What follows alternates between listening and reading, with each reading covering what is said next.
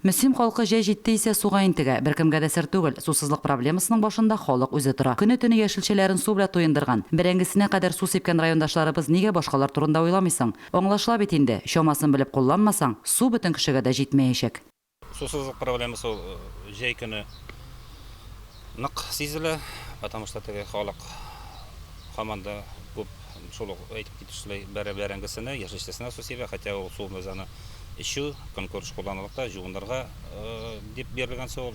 Ташлыяр шишмәсе 9100 кешене су белән тәэмин итә. Тәүлегенә ул 424 тонна су кудыра. Халык суны кирәксә кирәкмәсә дә агыза, теләсә ничек тота. Бер кеше бакчасына су сипсә, 10 кеше сусыз кала дигән сүз. Күп фатирлы йортларда яшәүчеләрнең күпчелеге сусызлыкта үзләре гаепле. Көн дәвамында бакчаларындагы яшелчәләрне, җиләк-җимешкә суны чиләкләп сипкәч, аның җитмәячәге көн кебек ачык.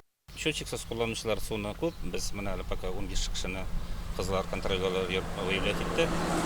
Аларга административ җавап тартачакбыз аларны.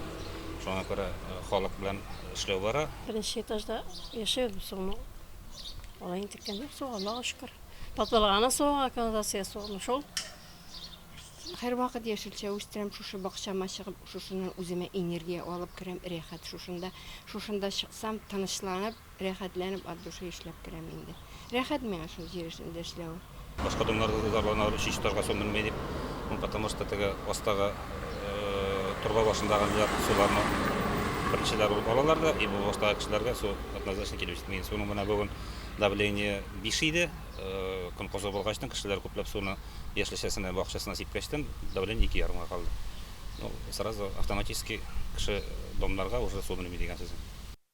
Су белән тәэмин итүче оешма вәкилләре хәбәр итүенчә, урамдагы су трассаларына насос ялгап, су алучылар да байтак икән. Насос бөтен суны басым белән суырып ала. Җәйнең ямен бузган сусызлык бәби көткән әниләрне дә, кечкенә сабыйларны да, өлкәннәрне дә борчый. Коронавируска бәйле гигиена таләпләрен үтәү аеруча мөһим. Сабынлап кул юарлык суны каян алырга? Сорау ачык кала. Лилия Шәймиева, Динар Минхаҗев, Мөслим телевидениесе.